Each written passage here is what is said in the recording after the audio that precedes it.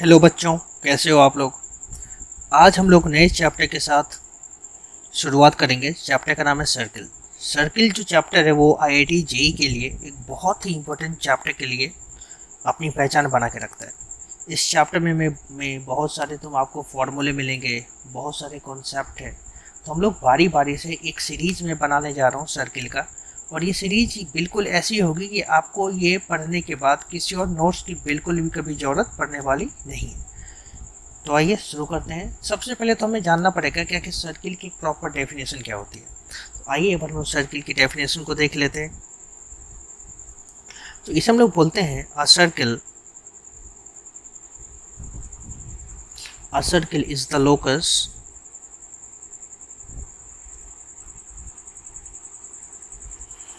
of a point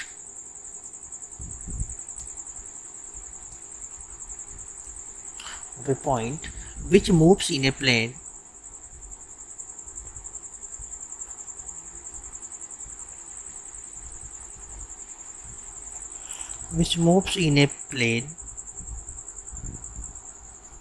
so that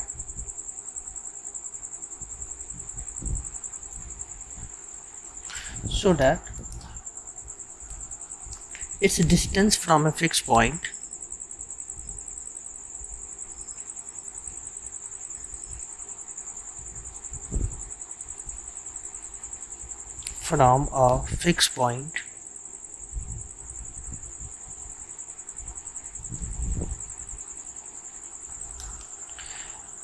in the plane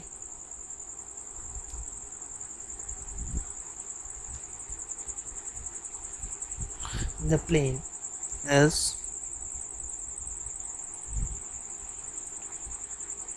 always constant। ये मैं आपको ये सारी डिटेल्स लिख के इसीलिए बता रहा हूँ ताकि आपको एक क्लासरूम वाली पढ़ाई की फील आ सके। क्योंकि क्लासरूम पढ़ाई मैं जानता हूँ कि बहुत ही ज़्यादा इम्पैक्टफुल होती है। तो मैं इसीलिए ये सारी डिटेल्स, सारी डेफिनेशंस, हर एक फॉर्मूले की डेरिवेशंस, वो सारा मैं आपको ऑन स्क्रीन रिटन बताऊंगा ताकि आपको ये फील हो कि आप एक लाइव क्लास में बैठ के पढ़ रहे हो और सब कुछ आपकी आंखों के सामने हो रहा है।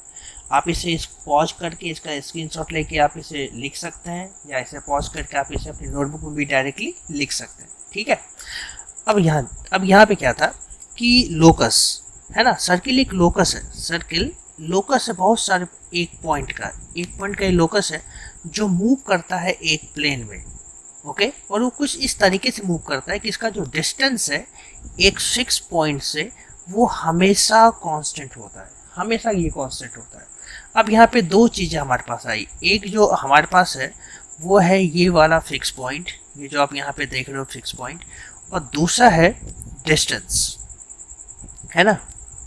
ये दो चीज़ें इसमें क्या होती है, तो एक बार हम लोग यहाँ पे देख लेते हैं क्या होता है। ठीक है। The fix point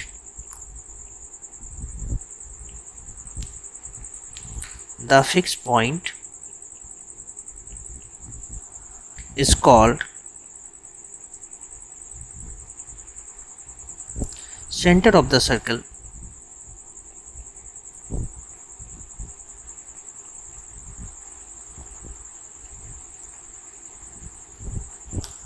Okay, the constant distance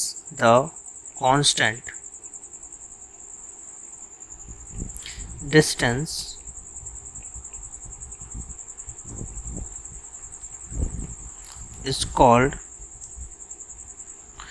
radius of the circle।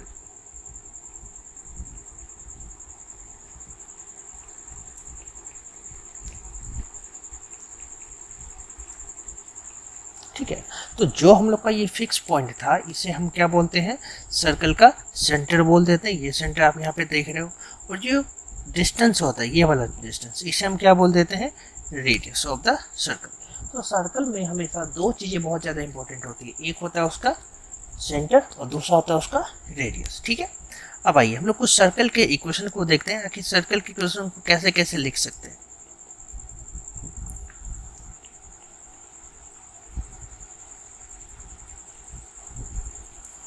Okay, तो हम लोग नेक्स्ट टॉपिक पढ़ लेते हैं, इक्वेशन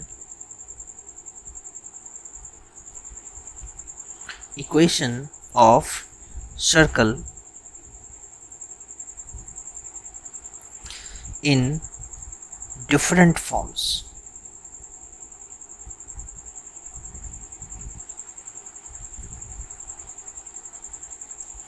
तो डिफरेंट फॉर्म में सर्कल का इक्वेशन क्या होता है, एक बार हमें ये सीखना है. ओके, चलिए इसे हम लोग आगे बढ़ाते हैं.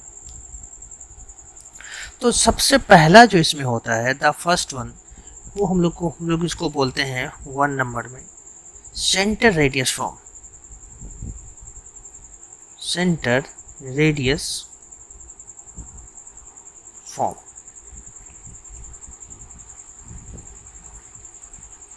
ओके, ठीक है. इसमें क्या होता है, हमारे पास एक सर्कल है, तो मैं एक सर्कल का शेप यहाँ पे ले लेता हूँ. जैसा कि आप यहाँ पे देख रहे हैं कि सर्कल तो फिलहाल मुझे मिल नहीं रहा है.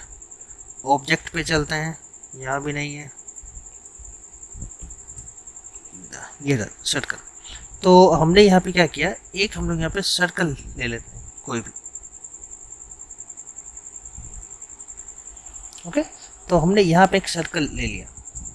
अभी सर्कल में क्या है, दो चीज़ें हैं अपने पास. पहला है सर्कल का centre.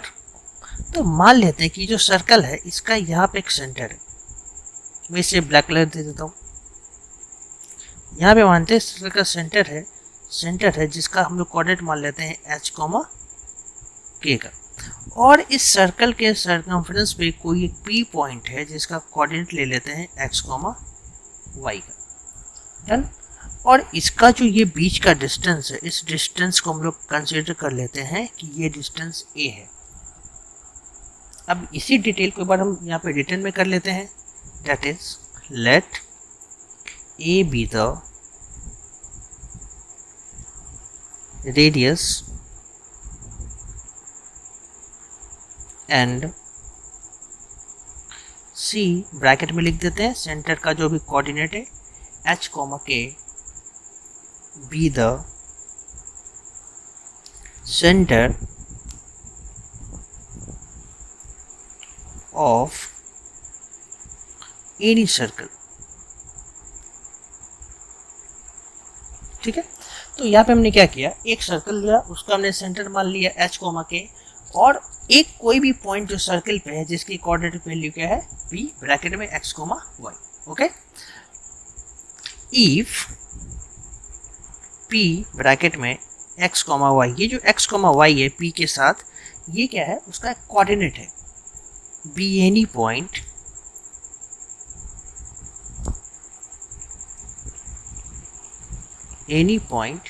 on the circumference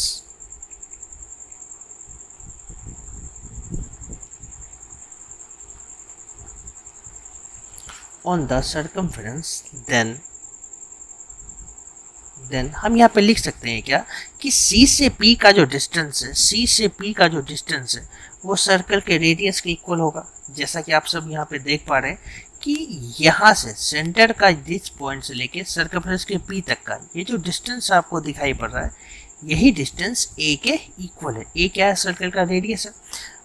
okay. अब CP को मैं यहाँ पे क्या लिख सकता हूँ, डिस्टेंस बिटवीन 2 पॉइंट, जैसे कि आपने क्लास 10th में पढ़ा होगा, x2 माइनस x1 का whole square plus y2 minus y1 का होल स्क्वायर. तो ऐसे हम यहाँ पे लिख सकते हैं इसको, that is x minus h और इस पूरे का whole square plus y minus k और इस पूरे का होल स्क्वायर. ठीक है, दैट इक्वल्स a. और हमें क्या, स्क्वायर रूट को यहाँ पे रिमूव करना है. तो how to remove this, square root को कैसे रिमूव करते हैं, बाय स्क्वायरिंग बोथ साइड. तो यहाँ पे हम लिख सकते हैं क्या कि x माइनस h का whole square plus y minus k का whole square is equals a का स्क्वायर. जी ओके. तो ये जो है ये एक सर्कल का इक्वेशन है, दिस वन.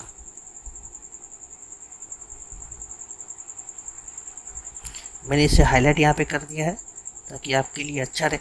ये है सर्कल का इक्वेशन. यहाँ पे क्या है, ये जो आप देख रहे हो यहाँ पे, ये h, ये वाला h और ये वाला k.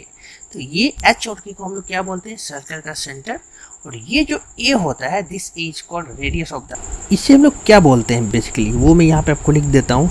this equation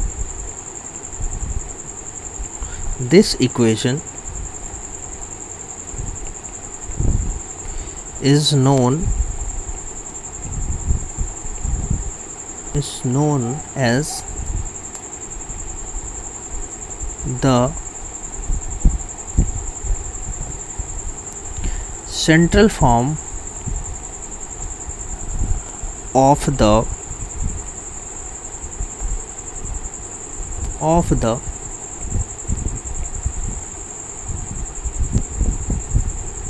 equation of a circle। ठीक है, तो इसे हम लोग क्या बोलते हैं, सर्किल का सेंट्रल फॉर्म हम लोग इसे बोलते हैं। इस नाम को आप याद रख लेंगे तो आपके लिए बहुत ही बेहतर रहेगा इसे याद करने के लिए। ठीक है, चलिए थोड़ा सा हम लोग इसमें क्या करते हैं, आगे बढ़ते हैं। अब आगे आपको एक इम्पोर्टेंट नोट थोड़ा सा दिमाग में रखना पड़ेगा। ठीक है, अब नोट क्या है, मैं यहाँ पे लिख देता हूँ कैपिटल में, ताकि आपके पास ये रहे, बना हुआ रहे note.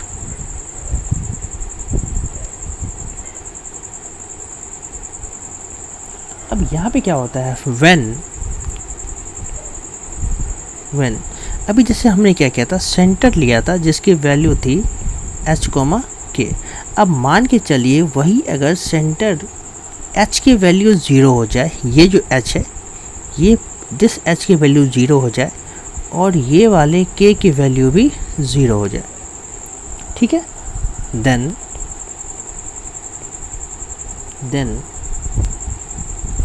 equation of circle becomes, तो क्या हो जाएगा, ये जो h यहाँ पे आप देख रहे हैं, इस h को हमने 0 पुट कर दिया और इस वाले k को भी हमने 0 पुट कर दिया। तो ये क्या बन जाएगा, ये बन जाएगा x का स्क्वायर प्लस y का स्क्वायर इज इक्वल्स a का स्क्वायर। ये बहुत ही ज़्यादा इम्पोर्टेंट फार्मूला है सर्कल का, और इससे जेई में बहुत ही ज़्यादा क्वेश्चन पूछे जाते हैं दिस फॉर्म से। और इसे हम लोग क्या बोलते हैं, which is known as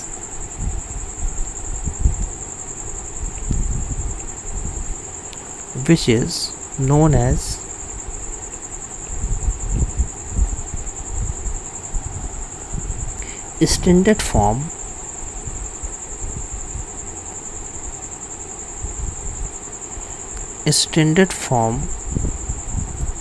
of the circle।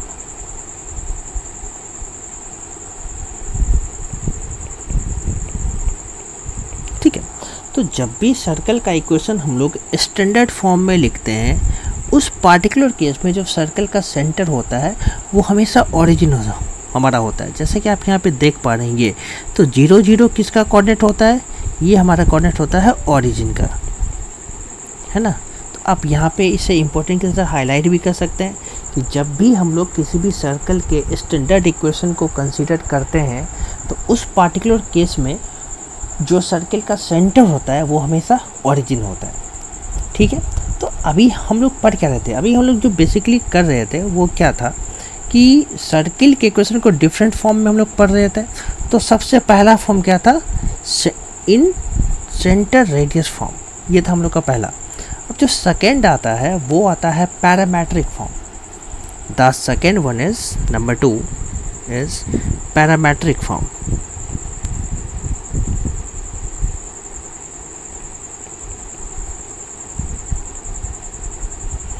अब ये पैरामेट्रिक फॉर्म क्या होता है, तो इसके बारे में पहले हम थोड़ी सी जान लेते हैं क्या होता है ये। तो हम लोग एक पहले सर्कल यहाँ पे ले लेंगे छोटा सा,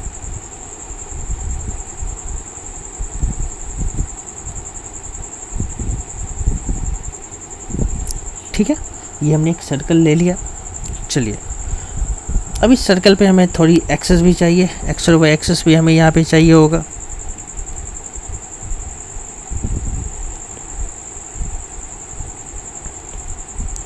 तो हम लोग यहाँ पे एक एक्सिस हम लोग कर लेते हैं, ये वाई एक्सिस हो गया हम लोग का और ये हमारा हो गया एक्स एक्सिस। इसे नाम दे देते हैं, this is your X and this is our Y axis. और ये रहा सर्किल का सेंटर। और इसका सेंटर क्या है, सेंटर को सी से नाम दे देते हैं और यहाँ पे लिख लेते हैं 0,0। ओके, इसमें कोई दिक्कत नहीं है आप लोगों को। तो जैसे मैंने सेंटर 0,0 लिखा तो आपको ये समझ जाना चाहिए कि ये कौन सा सर्किल के बारे में हम लोग बात कर रहे हैं। तो ये जो सर्किल है, इस सर्किल को हम क्या बोल देंगे, स्टैंडर्ड सर्किल। स्टैंडर्ड सर्किल, ये मैं आपको यहाँ पे लिख देता हूँ ताकि आपको कोई दिक्कत ना हो। स्टैंडर्ड सर्किल से बोल देंगे। अब क्या करते हैं, सर्किल पे कोई भी एक पी पॉइंट हम लोग कंसीडर करते हैं जिसका हमारा कोऑर्डिनेट है x, y। अब किसी भी पॉइंट के कोऑर्डिनेट को अगर मुझे कोऑर्डिनेट एक्सिस पे प्लॉट करना हो तो हम लोग क्या करते हैं, वहाँ से हम एक सीधा सीधा परपेंडिकुलर ड्रॉप करते हैं। यहाँ पे ये एक परपेंडिकुलर हो गया, ठीक है। अब ओरिजिन से यहाँ तक का जो डिस्टेंस है, मतलब आप ये मानिए कि ओरिजिन से यहाँ तक का जो डिस्टेंस है, यहाँ तक का, इसी को x बोल देते हैं। और यहाँ से यहाँ तक का जो डिस्टेंस है, इसी को हम y बोल देते हैं, ठीक है। अब क्या करते हैं, ओरिजिन से हम लोग इस P पॉइंट को मिला देते हैं। कुछ ना कुछ एंगल तो ये फॉर्म यहाँ पे कर रहा है और इस एंगल को नाम दे देते हैं हम लोग थीटा, ठीक है। अब इसी डेफिनेशन को जो आप यहाँ लिखा है, इस डायग्राम को हम एक बार लैंग्वेज के फॉर्म में लिख लेते हैं ताकि आपको नोट्स बनाने में भी सही रहे। आइए इसे हम लोग लिखते हैं। If the radius of a circle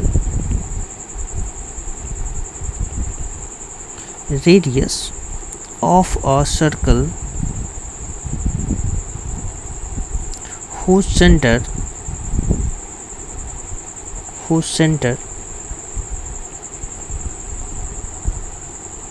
is at, अब देखिए सेंटर कहाँ पे है, जैसा मैंने बताया था, सेंटर है 0,0 मतलब ओरिजिन पे। Makes an angle theta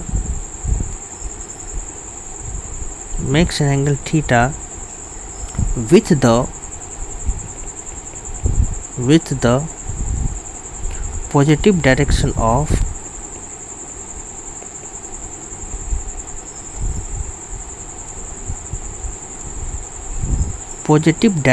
of x-axis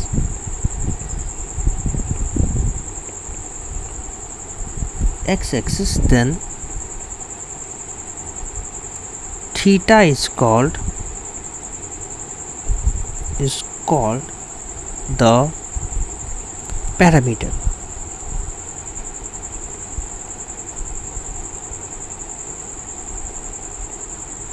ठीक है। तो जब भी हम लोग पैरामीट्रिक फॉर्म की पढ़ाई करते हैं, वहाँ पे पैरामीटर बहुत ही इम्पोर्टेंट एक रोल प्ले करता है। This parameter. अब पैरामीटर क्या होता है कि हम लोग अगर x और y को किसी थर्ड वेरिएबल के टर्म में लिख देते हैं तो वो जो थर्ड वेरिएबल होता है उसे हम लोग पैरामीटर बोल देते हैं। जैसे x और y था, यहाँ पे थीटा हमने लिया हुआ है, तो अगर हम x और y को थीटा के टर्म में लिख देंगे तो वो एक पैरामीटर हो जाएगा। अब कुछ बच्चों का कन्फ्यूजन है कि ये जो हमने यहाँ से C से लेके ये जो P तक की हमने यहाँ पे लाइन खींची है, दिस वन, इसे भी तो रेडियस ऑफ द सर्किल बोलते हैं, ये भी तो थर्ड वेरिएबल है, तो इसे हम पैरामीटर क्यों नहीं ले रहे? क्योंकि किसी भी सर्किल का जो रेडियस है वो हमेशा फिक्स होता है, इसीलिए हम उससे पैरामीटर के जैसे ट्रीट नहीं कर सकते। बट जो एंगल आप देख रहे हैं अभी यहाँ है, कभी इधर भी ये एंगल हो सकता है, कभी ये थीटा एंगल इधर हो सकता है, कभी ये थीटा एंगल यहाँ पे हो सकता है, तो ये थीटा वेरिएबल है ना। तो इसीलिए हम थीटा को एज ए पैरामीटर के यूज कर रहे हैं। चलिए आगे बढ़ते हैं। अब जैसा कि आप यहाँ पे डायग्राम में देख पा रहे हैं, तो यहाँ पे बिल्कुल क्लियर है कि CP जो है, CP इक्वल टू ए क्या है, रेडियस। मैं यहाँ पे लिख देता हूँ, ओके। अगर हम यहाँ पे लेंगे, अगर मैं ट्रायंगल की बात करूँ तो यहाँ पे मेरे पास C है, यहाँ पे P है और यहाँ पे नाम दे देते हैं A। तो अगर मैं राइट एंगल ट्रायंगल APC की बात करूँ, अगर मैं ट्रायंगल APC की बात करूँ तो मैं यहाँ पे लिख सकता हूँ क्या कि sine theta is equal to क्या होता है, परपेंडिकुलर डिवाइडेड बाई हाइपोटेनियस। तो थीटा के ठीक सामने वाला जो होता है साइड, उसे हम लोग क्या बोलते हैं, परपेंडिकुलर बोलते हैं, PA। That is P A and divided by hypotenuse मतलब कि पी सी। तो आप यहाँ पे लिख सकते हैं कि sine theta equals P A. P A की वैल्यू क्या है? This is the value of P A. तो पी ए को हम क्या लिख सकते हैं? वाई। और पी सी की वैल्यू क्या है? P C that is radius of the circle R. तो अगर मैं यहाँ पे क्रॉस मल्टीप्लाई कर दूँ तो y की वैल्यू क्या हो जाएगी? r into sine theta. You can simply write y equals r into sine theta. देखिए इसी के बारे में हम लोग बात कर रहे थे कि हमने क्या किया, यहाँ पे y को इन टर्म ऑफ थीटा हमने एक्सप्रेस कर दिया। हाँ, यहाँ पे रेडियस भी दिखाई हमें पड़ रहा है ना। और यहाँ पे थोड़ी सी गलती हो गई, रेडियस हमने a से कंसिडर किया था और मैंने इसे गलती से r यहाँ पे डाल दिया। तो मैं इसे थोड़ा सा करेक्ट कर देता हूँ आपके लिए, ठीक है। तो रेडियस यहाँ पे a था तो यहाँ भी ये a हो जाएगा। अब y in term of a भी है but a as a constant जैसे यहाँ पे ट्रीट हो रहा है, वेरिएबल हमारा क्या है? थीटा है। इन द सिमिलर वे हम यहाँ पे लिख सकते हैं क्या? Again we can go for the cos theta. Cos theta equal to cos D, यहाँ पे क्या हो जाएगा? बेस। बेस का काम कौन कर रहा है? AC कर रहा है। और हाइपोटेन्यूस का काम कौन कर रहा है? अगेन PC कर रहा है। Then simply you can write, आप यहाँ पे लिख सकते हो cos theta equals x divided by a। तो विच इम्प्लाइज अगर आप इसे मल्टीप्लाई कर दोगे तो x equals a cos theta. Again you can simply write that कि आप यहाँ पे देख सकते हैं ना कि x की वैल्यू को हमने अगेन a और थीटा में कन्वर्ट किया। अगेन a हमारा कांस्टेंट है, थीटा वेरिएबल है। तो ये हो गया हम लोग का पैरामेट्रिक फॉर्म। और ये जो थीटा है, थीटा को हम लोग क्या बोल देते हैं? पैरामीटर बोल देते हैं। आई होप कि आप समझ गए होंगे। अब जैसा कि हमने यहाँ पे देखा, ये जो आपका P वाला पॉइंट था, P ब्रैकेट में एक्स वाई, ये क्या था? ये एक पॉइंट हमने कंसीडर किया था जो सर्कल के सरकमफेरेंस पे ये पॉइंट लाई कर रहा था। मतलब कि P ऑफ, यहाँ पे लिख देते हैं x, y is equal to, x की वैल्यू आपने क्या फाइंड किया यहाँ पे? a cos theta. और y की वैल्यू आपने क्या साइन यहाँ पे फाइंड की है? a साइन थीटा, ठीक है। तो this is called the parametric coordinates of any point in the circle. ये बहुत इंपॉर्टेंट और बहुत ज़्यादा काम में आता है। आई होप कि आप इसे समझ गए होंगे। आप इसे एक बार पॉज करते हैं या यहाँ पे आप इसे पॉज कर सकते हैं और इसे एक बार और पढ़ सकते हैं ताकि और इसके अच्छे से आप नोट्स बना सकते हैं। चलिए थोड़ा सा हम लोग यहाँ पे आगे बढ़ते हैं। अब इसको ना एक बार मैं लैंग्वेज में लिख देता हूँ यहाँ पे ताकि आपको नोट्स बनाने में आसानी रहे। थोड़ा सा कलर चेंज कर लेते हैं हम लोग कुछ।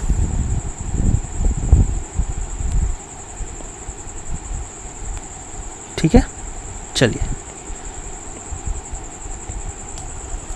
This is called the parametric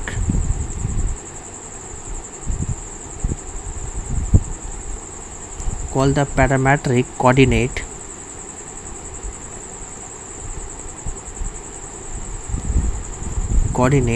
of the parametric coordinate of the circle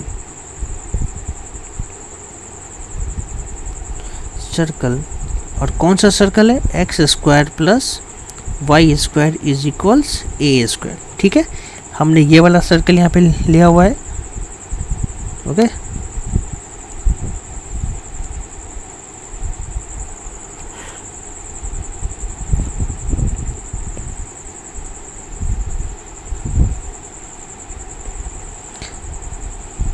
circle x का स्क्वायर प्लस वाई का स्क्वायर इक्वल्स ए का स्क्वायर, हमने ये वाला सर्कल लिया हुआ है। मैं इसे हाईलाइट कर देता हूँ ताकि आपको समझने में दिक्कत ना हो।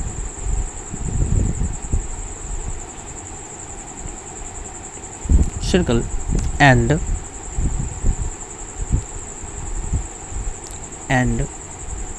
एक्स इक्वल्स क्या आया था हमारा? X equals a cos theta, ये था x की वैल्यू यही थी जो आप यहाँ पे देख पा रहे हैं, that is a cos theta and y equals a sin theta. ये वैल्यू आपको यहाँ पे दिखाई पड़ रही होगी। Are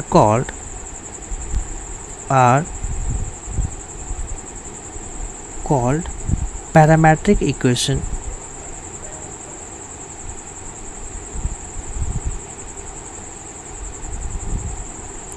are called parametric equation of the circle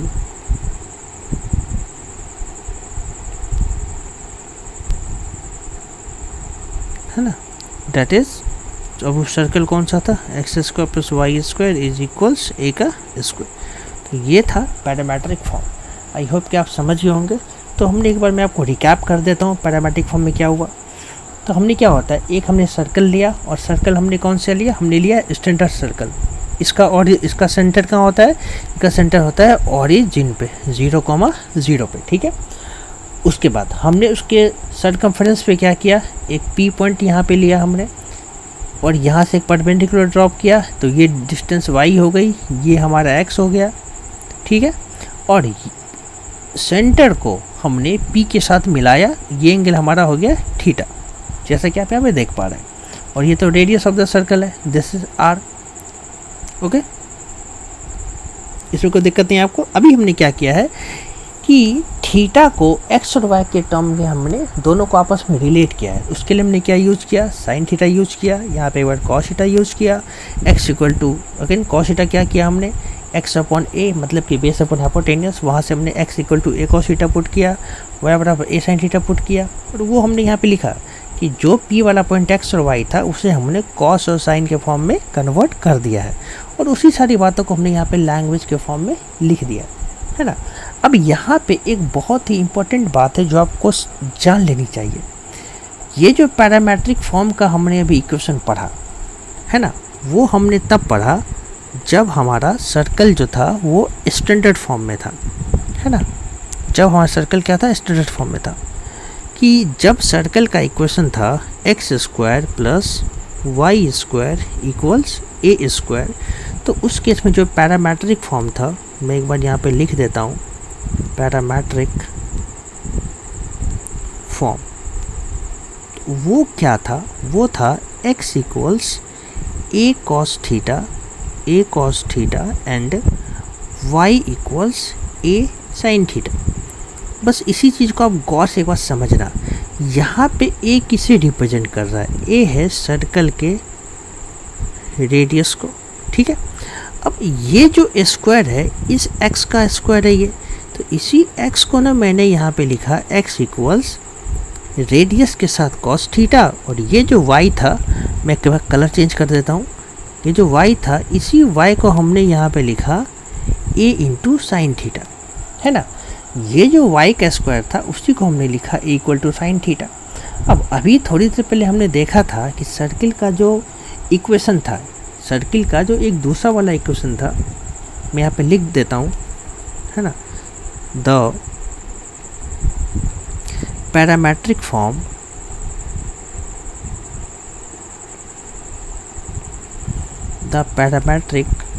coordinate लिखते हैं, ये ज़्यादा सही रहेगा।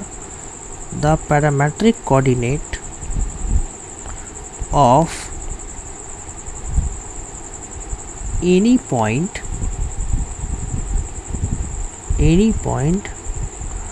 on the circle अब यहाँ पे ना सर्कल के इक्वेशन को चेंज कर देते हैं। हम यहाँ पे स्टैंडर्ड ना लेके जनरल ले लेते हैं। जैसे कि हम यहाँ पे सर्कल ले लेते हैं x माइनस एच का whole square plus y minus k का whole square is equals a का स्क्वायर, ठीक है। ये भी एक सर्कल का इक्वेशन जिसका सेंटर क्या होता है, h कोमा के। मैं यहाँ पे लिख देता हूँ, this is called centre and this a is called radius. Done. I hope कि आप यहाँ पे समझ गए हो। अब सोचने वाली बात यह है कि जब सर्कल स्टैंडर्ड फॉर्म में था, कुछ ऐसे फॉर्म में था, तो पैरामेट्रिक फॉर्म ऐसा हुआ था। अब अगर सर्कल हमारे कुछ ऐसे वाले फॉर्म में हो जो आपको यहाँ पे ऑन स्क्रीन दिखाई पड़ रहा है, तो इसका पैरामेट्रिक फॉर्म क्या हुआ, तो क्या था, ये जिसका स्क्वायर होता था यहाँ पे उसको लिखते थे a cos थीटा, मतलब कि रेडियस के साथ cos थीटा, है ना, रेडियस के साथ cos थीटा। अभी स्क्वायर में क्या है, यहाँ पे मैं कलर चेंज यहाँ पे कर देता हूँ। स्क्वायर में यहाँ पे क्या है, ये this is x minus H हो गया। तो हम यहाँ पे क्या लिख सकते हैं, हम यहाँ पे क्या लिख सकते हैं, देखिए तो कि x minus H equals radius मतलब a इंटू कॉस थीटा। यही तो किया था, स्क्वायर था उसको हमने कॉस थीटा किया था, जिसका स्क्वायर था वही x equal to cos theta, है ना। तो यहाँ से x की वैल्यू क्या हो जाएगी, ये h यहाँ पे माइनस है, इधर आके प्लस हो जाएगा, that is h plus a cos theta. Done. ऐसे ही आप इसके साथ कर सकते हैं कि y माइनस के इक्वल्स a साइन थीटा, इधर आके ये प्लस हो जाएगा, तो y की वैल्यू यहाँ पे क्या हो जाएगी, k plus a sine theta. तो ये जो अभी आपने देखा है ये हो गया पैरामेट्रिक फॉर्म सर्कल का, जिसका सेंटर ओरिजिन नहीं है, जिसका सेंटर कोई भी रैंडम h कॉमा k होता है। तो आपने दोनों पैरामेट्रिक फॉर्म यहाँ पे सीख लिए। एक, जब सर्कल का सेंटर ओरिजिन पे हो तो सिंपल कॉस और साइन लेके काम बन सकता है। दूसरा, जब सर्कल का सेंटर h और k पे हो उस केस में हमारा पैरामेट्रिक फॉर्म कुछ ऐसा होता है, ज़्यादा दिक्कत की बात नहीं है। इसका स्क्वायर है ना, ये देखो x माइनस एच का स्क्वायर हो रहा है, तो इस पूरे को लिख देंगे a कॉस थीटा, ऐसे y माइनस के को लिख देंगे a साइन थीटा, है ना। उसके बाद हमने यहाँ से x की वैल्यू निकाल ली और यहाँ से y की हमने वैल्यू निकाली, तो हम लोग का पैरामेट्रिक फॉर्म ये कवर अप हो गया। आई होप कि क्या अगर आपको कोई भी ज़्यादा प्रॉब्लम हो रही है तो आप मुझे कमेंट सेक्शन में बताइए, मैं इस पर एक और नया वीडियो बना के आपके लिए कर दूँगा। थोड़ा सा हम लोग आगे बढ़ते हैं, ठीक है। ये तो था कि हमने सर्कल देख लिया, सर्कल की डेफिनेशन देखी, सर्कल का इक्वेशन देखा, स्टैंडर्ड फॉर्म में देखा, फिर सर्कल के इक्वेशन डिफरेंट फॉर्म में देखे, पैरामेट्रिक फॉर्म में देखा, सेंटर और रेडियस के फॉर्म में देखा, है ना। ये तो आप समझ गए। अब हमें ये देखना है कि क्या हर वक्त कोई भी इक्वेशन जो होता है वो सर्कल का ही होता है क्या, या कुछ ऐसे कंडीशंस होते हैं जहाँ पे कोई इक्वेशंस कभी सर्कल का हो सकता है, कभी स्ट्रेट लाइन का हो सकता है, कभी पेयर ऑफ स्ट्रेट लाइन का हो सकता है, कभी हाइपरबोला बन सकता है, कभी इलिप्स बन सकता है। तो एक बात थोड़ा सा हम लोग उसके बारे में जान लेते हैं कि आखिर ऐसा कब कब होता है, ठीक है। आइए बढ़ते हैं अपने अगले कदम की ओर। अगला है हम लोग का कंडीशन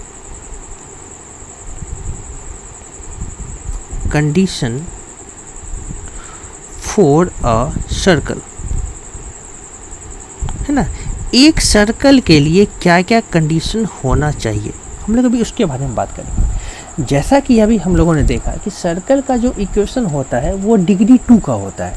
क्या आपने देखा होगा कि सर्कल का जो भी फॉर्मूला था वो था x माइनस एच का whole square plus y minus k का whole square is equals a का स्क्वायर। तो ये जो स्क्वायर है इसके कारण ये x जो है ये हाईएस्ट पावर डिग्री 2 में देगा। ऐसे ही ये भी जो y है ये ड्यू टू दिस स्क्वायर ये भी हाईएस्ट पावर डिग्री 2 में देगा। तो हम यहाँ से बोल सकते हैं कि जो सर्कल होता है वो हमेशा मैक्सिमम सेकेंड डिग्री तक का एक पावर हमको लाके देता है। तो इसी चीज़ का हमने यहाँ पे फ़ायदा उठाया और हमने सर्कल के इक्वेशन को ना कंपेयर कर लिया। कैसे कैसे क्या, एक बार हम लोग उसको देख लेते हैं। मैं इसे इरेज कर देता हूँ क्योंकि ये फ़िलहाल तो हमारे किसी काम का नहीं है, जब होगा तो फिर लिख लिया जाएगा इसे भी। आइए चलते हैं, है ना। A general equation of a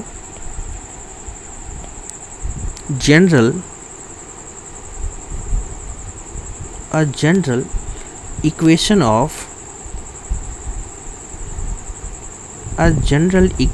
of second degree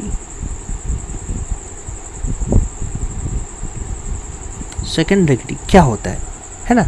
second degree का जनरल इक्वेशन क्या होता है, ये होता है ax का स्क्वायर प्लस by का स्क्वायर प्लस, है ना, 2hxy plus 2gx plus 2fy plus c equals 0। ये जो आप इतना लंबा चौड़ा इक्वेशन देख रहे हैं ये ज़्यादा मुश्किल वाला नहीं है, ये है डिग्री 2 का जनरल इक्वेशन जो बहुत ही आसान है याद करने में। इसमें ज़्यादा प्रॉब्लम आपको फील नहीं आएगी, मैं आपको कुछ शॉर्टकट्स बता दूंगा, ठीक है। चलिए आइए अब ये जो डिग्री 2 का इक्वेशन आपके सामने भी दिखाई पड़ रहा है ना, अब ये रिप्रेजेंट करेगा, रिप्रेजेंट सर्कल, है ना। अब इस सर्कल को कब रिप्रेजेंट करेगा, कुछ इसके कंडीशन भी होंगे, भैया हम इस कंडीशन में सर्कल बनेंगे और भैया हम ऐसे ऐसे कंडीशन में सर्कल नहीं बनेंगे। तो एक बार हम लोग उस कंडीशन को देख लेते हैं। तो सबसे पहला जो इसका कंडीशन निकल के आता है वो आता है कि भैया इसका जो डेल्टा है वो कभी ज़ीरो नहीं होना चाहिए, डेल्टा कभी ज़ीरो नहीं होना चाहिए। अब बात आती है कि ये डेल्टा क्या होता है, तो पहले तुम्हें डेल्टा के बारे में सीखना पड़ेगा, है ना। तो डेल्टा एक वैल्यू है ना, वैल्यू है जिसका फॉर्मूला होता है, हम लोग इसे फॉर्मूले से कैलकुलेट कर सकते हैं। इसका जो फॉर्मूला होता है डेल्टा का वो होता है ABC plus 2FGH minus AF का स्क्वायर माइनस BG का स्क्वायर माइनस CH का स्क्वायर। तो ये है डेल्टा निकालने का एक बहुत ही प्यारा सा सुंदर सा फॉर्मूला, है ना। देखिए ये दिखने में कितना खूबसूरत यहाँ पे लग रहा है ब्लू और ब्लैक लाइन के साथ। ओके, आइए इसे अब याद कैसे किया जाए वो जानना बहुत ज़रूरी है। तो इसमें अगर आप थोड़ा सा ध्यान दें तो आप यहाँ पे पाएंगे कि एक सीक्वेंस में है, ए के जस्ट बाद बी आता है, बी के जस्ट बाद सी आता है, ये ABC सीक्वेंस में आता है, ठीक है। उसके बाद यहाँ आएंगे एफ के जस्ट बाद, है ना, एफ के बाद फिर जी के बाद एच आता है, ये भी सीक्वेंस में हमारा अरेंज है।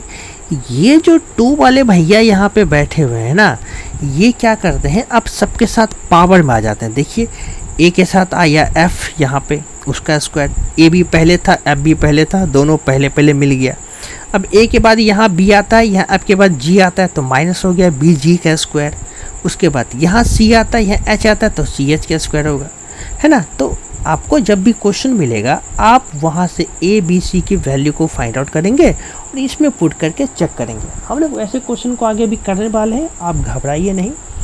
पूरी सर्किल की डिटेल्स स्टडी मैं आपको दूंगा up to IIT JEE mains and advance, है ना। आप बस उम्मीद करते हैं कि ये आपको पसंद आए, आप इसे सब्सक्राइब करें और मेरे आने वाले सारे वीडियोस को अच्छे से देखें, प्रॉपर नोट्स बनाइए सर, है ना। ऐसे देखने से काम नहीं होगा, आपको पूरा देखना है, उसे पॉज करना है, नोट्स बनाने हैं, सारे क्वेश्चंस को ऑन पेपर सॉल्व करना है। मैथ्स को कभी आप देख के लर्न नहीं कर सकते, you have to do a practice, आपको प्रैक्टिस करनी पड़ेगी किसी भी कंडीशन में, ठीक है।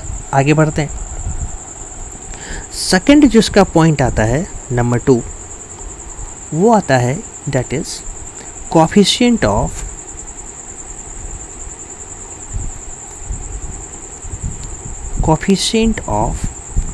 x square is equals to coefficient of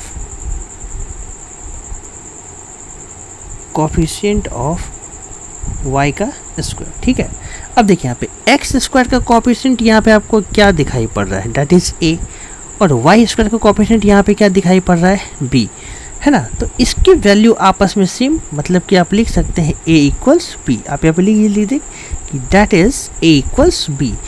ये भी बहुत ही पावरफुल टूल है सर्किल के क्वेश्चन को सॉल्व करने के लिए। मतलब ये कि जब भी हमारे पास सर्किल का कोई भी इक्वेशन होगा, हम सबसे पहले चेक करेंगे क्या a और b की वैल्यू आपस में इक्वल है कि नहीं, है ना। सपोज कि इस वाले a के पास 2 हो और यहाँ पे -3 हो, तो ये कभी सर्किल हो ही नहीं सकता।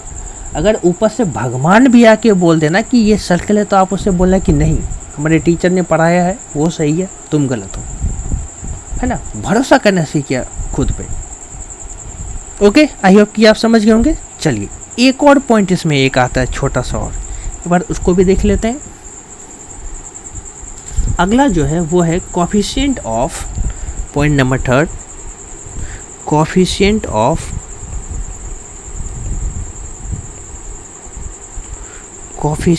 Of xy is 0। xy का जो कोएफिशिएंट है ना वो 0 होना चाहिए। मतलब क्या हुआ, दैट इज xy का कोएफिशिएंट। अभी देखिए यहाँ पे, अब यहाँ पे आप देखेंगे कि xy जो है, ये xy का कोएफिशिएंट यहाँ पे क्या है, 2 भी है, h भी है। तो 2 एक नंबर है सर, हम यहाँ पे बात कर रहे हैं इस h के बारे में। तो अब x का कोएफिशिएंट 0, मतलब कि h की वैल्यू हमेशा क्या होनी चाहिए, 0 होनी चाहिए। आपको इस बात का भी ख्याल रखना पड़ेगा। तो अगर कोई भी सेकेंड डिग्री का इक्वेशन इस तीनों पॉइंट को आपस में फुलफ़िल करता है, तीनों कंडीशन को फुलफ़िल करता है, तो वो हमेशा रिप्रेजेंट करेगा एक सर्कल को। ठीक है सर, अगर एक कंडीशन भी यहाँ पे फुलफ़िल नहीं होता है तो हम उसे सर्कल नहीं बोलेंगे, किसी भी कंडीशन में नहीं बोलेंगे। आई होप आपको ये समझ में आ गया होगा। अगेन आप इसे पॉज कर सकते हैं, एक अच्छा सा नोट्स तैयार कर सकते हैं, है ना। ये नोट्स तैयार करने के बाद आपको कोई भी किताब पढ़ने की ज़रूरत बिल्कुल भी नहीं पड़ने वाली है, इसीलिए मैंने हर चीज़ ऑन स्क्रीन रिटन में दिया है आपको, है ना। चलिए हम लोग थोड़ा सा आगे बढ़ते हैं। अभी हमने क्या किया भैया, डिग्री 2 के जनरल इक्वेशन से हमने सर्किल के बारे में भी पता कर लिया। अब सर्किल तो बन गया, अब सर्किल भी बहुत तरीके के होते हैं। कुछ छोटे सर्कल्स होते हैं, कुछ बड़े सर्कल होते हैं, कुछ सर्कल सिर्फ हमारे दिमाग में चलते हैं, है ना। आप लोग कुछ और नहीं सोचेंगे, कुछ सर्कल जो है वो हमारे दिमाग में ही चलते हैं, उसका कोई रियल लाइफ में एग्जिस्टेंस बिल्कुल भी नहीं होता है। आइए एक बार चेक करते हैं आखिर ऐसा कैसे कैसे होता है। तो इसके लिए हमें ये जानना पड़ेगा नेचर ऑफ द सर्कल्स। ठीक है, अगला टॉपिक हम लोग पढ़ेंगे नेचर ऑफ द सर्कल, कि आखिर सर्कल का नेचर क्या होता है। ठीक है, आइए शुरुआत करते हैं। आखिर ये देखते हैं कि ये क्या होता है। द जनरल इक्वेशन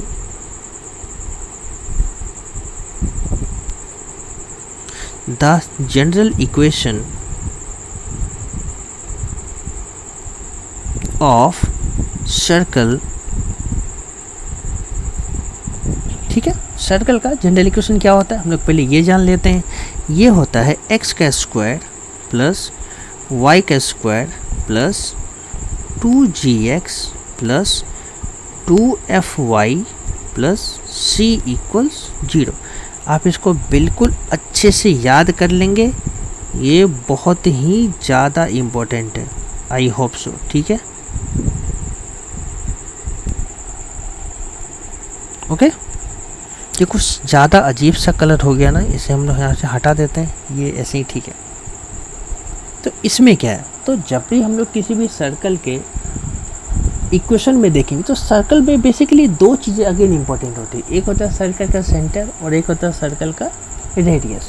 तो जब भी हम सर्कल के नेचर के बारे में बात करते हैं वहाँ पे सेंटर का इतना ज़्यादा इफेक्टिव रोल नहीं होता है। सारा जो गेम डिसाइड करता है वो सर्कल का रेडियस ही डिसाइड करता है। तो अगर ऐसा कोई इक्वेशन हमें मिलता है तो हम इस इक्वेशन में सर्कल का रेडियस कैसे पता करेंगे। इसका जो फॉर्मूला होता है रेडियस इक्वल्स, ठीक है, आर इक्वल्स ये होता है अंडर रूट जी का स्क्वायर प्लस एफ का स्क्वायर माइनस सी। ये है सर्कल का रेडियस फाइंड करने का फॉर्मूला। आई होप कि आपने इसे लिख लिया होगा अभी तक, है ना। ये जो अंडर रूट है ये सी तक कवर अप किया है पूरा, ओके। तो इसमें कुछ सर्टेन कंडीशंस आते हैं, तो एक बार हमें उस सारे कंडीशन को हमें बारी बारी से देखना होगा कि कब कौन सा कंडीशन वैलिड होता है, कब कौन सा वैलिड नहीं होता है। तो आइए हम लोग आते हैं कंडीशन नंबर 1 पे। अब बेसिकली ये जो वैल्यू है, this value, I am talking about this value, है ना। ये जो वैल्यू है ये अंडर रूट है ना। तो कोई भी नंबर अगर रूट के अंदर में होता है तो उसके कितने पॉसिबल कंडीशन बन सकते हैं। पहला कि वो नंबर 0 से ग्रेटर हो, दूसरा वो नंबर 0 के इक्वल हो, या तीसरा वो नंबर 0 से लेस हो। कोई चौथा केस कैसे होगा इसमें, अंडर रूट तो कोई और केस बन ही नहीं सकता। तो केस नंबर 1 की बात करते हैं कि when g square plus F square minus c greater than 0, है ना। जब इसकी वैल्यू 0 से बड़ी होगी, इस केस में क्या होगा, then the radius of the circle the radius of the circle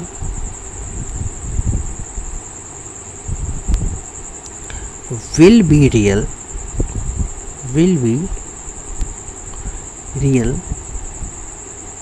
okay, and circle will also real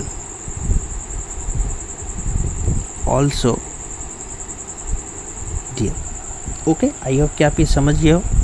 तो पॉइंट नंबर टू जो आता है हम लोग का, उसमें क्या होता है, अब देखिए ये हमने जीरो से ग्रेटर देन के केस को तो डील कर लिया। अब मे बी ये जीरो के इक्वल भी तो हो सकता है, मतलब कि G square plus F square minus C equals zero. अब इस केस में क्या होता है, एक बार हमें वो भी जान लेते हैं, है ना। इसके बारे में लिख लेते, ठीक है। Then the radius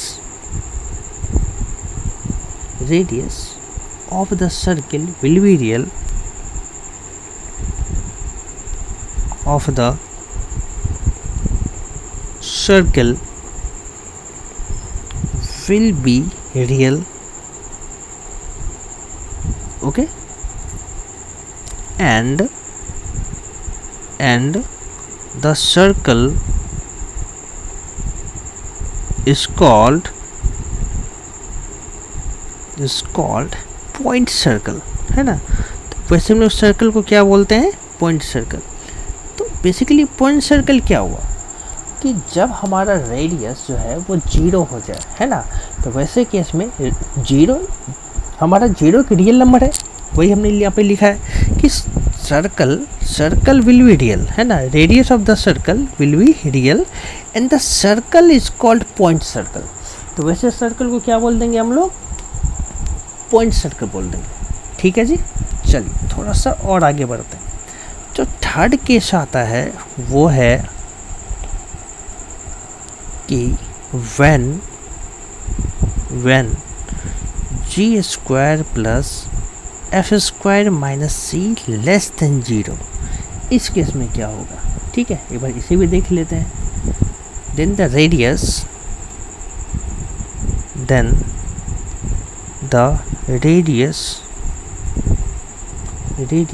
of circle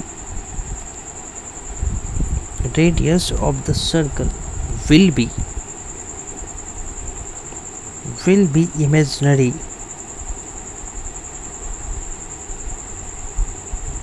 imaginary ठीक है, and the circle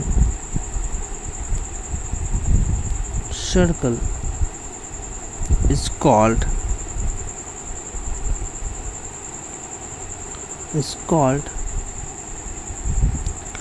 imaginary circle,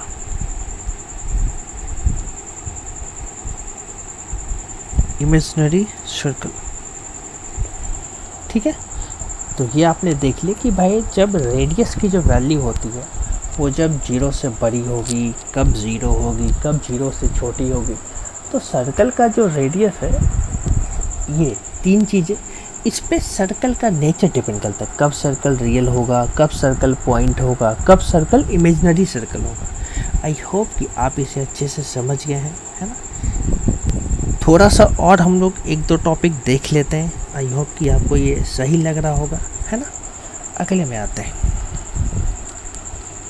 next जो हम लोग का है that is called concentric circle.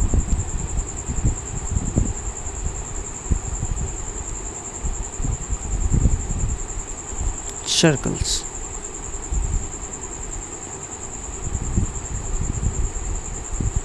ठीक है। two circles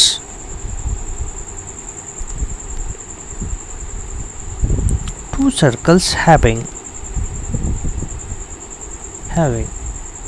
the same center,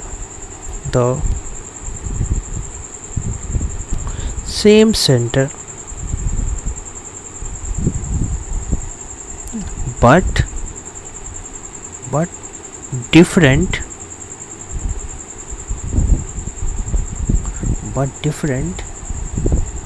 radius R1 and R2, ठीक है। तो ऐसे सर्कल को हम लोग कॉन्सेंट्रिक सर्कल बोलते हैं, जिनका सेंटर तो सेम होता है बट उनके रेडियस की वैल्यू आपस में इक्वल नहीं होती है। जैसे कि मान के चलिए, मैं आपको एक एग्जांपल यहाँ पे देता हूँ। सपोज कि ये एक सर्कल है, ठीक है, और मान लिया कि इसका रेडियस है R1 और इसका सेंटर है C अल्फ़ा कॉमा बीटा। अब एक और सर्कल है, लेट अस सपोज दैट एक सर्कल यहाँ और भी है ना, और इस सर्कल का जो यहाँ से यहाँ तक का डिस्टेंस है वो हो गया R2 और इसका भी सेंटर अल्फ़ा कॉमा बीटा पे ही है, ठीक है। तो ऐसे सर्कल के कॉम्बिनेशन को हम लोग क्या बोल देते हैं, कॉन्सेंट्रिक सर्कल। यहाँ पे आप लिख सकते हैं कि R2 greater than very greater than R1, ठीक है। इसे थोड़ा सा पॉज करेंगे और सारी डिटेल्स को आपस में नोट करेंगे, ठीक है। चलिए थोड़ा सा और आगे बढ़ते हैं। अब कुछ रूल्स है ना, कुछ हम लोग रूल्स डिफाइन करेंगे कि आखिर ये सारे क्वेश्चंस को हम लोग सॉल्व कैसे करेंगे, ठीक है। तो कुछ रूल्स हमें यहाँ पे चाहिए होगा।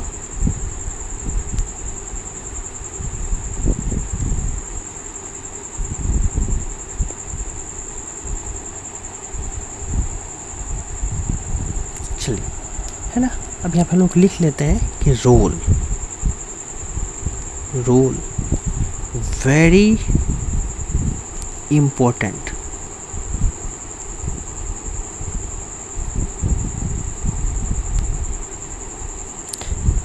ठीक है। चलिए आइए अभी से हम लोग देखते हैं। सबसे पहला जो सबसे प्राइमरी चीज़ है 1 नंबर, इसके बिना तो कुछ नहीं हो सकता, है ना। Make the coefficient of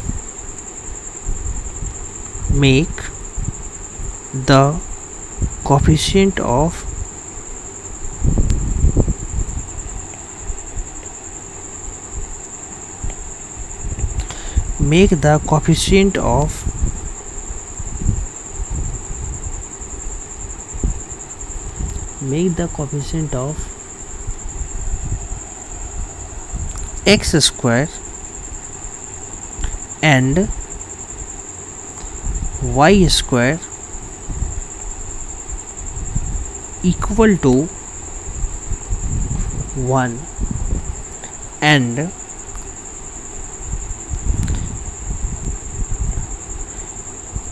right hand side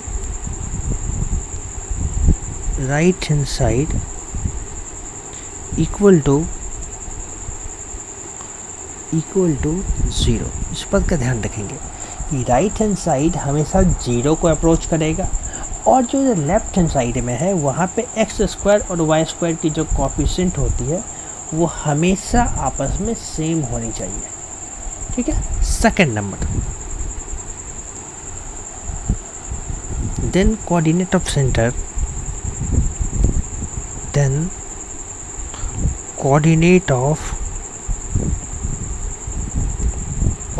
centre.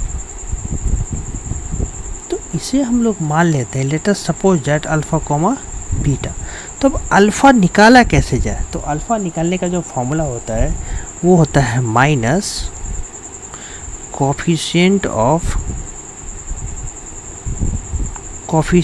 Of x divided by 2। इससे हमारा क्या होता है, सेंटर का x कोऑर्डिनेट हमारा बहुत ही ईजिली वे से फाइंड आउट हो जाएगा। अगर अल्फ़ा फाइंड होगा तो बीटा भी फाइंड आउट होगा। तो बीटा को क्या लिखेंगे, minus COEFF coefficient of y and whole divided by 2, है ना। तो अगर आपने ये सीख लिया है तो आप किसी भी इक्वेशन से उसका सेंटर आराम से निकाल सकते हैं। जब सेंटर मिल गया, सेंटर का मतलब कि x और y दोनों कोऑर्डिनेट मिल गया, तो रेडियस भी तो चाहिए होगा ना हमें, है ना। अब इसमें रेडियस कैसे फाइंड करते हैं, पॉइंट नंबर 3, रेडियस। तो रेडियस होता है under root coefficient of x। तो क्या है यहाँ पे उसकी value alpha square plus coefficient y that is beta square minus constant term, minus यहाँ पे हम लोग लिख लेते हैं कांस्टेंट टर्म।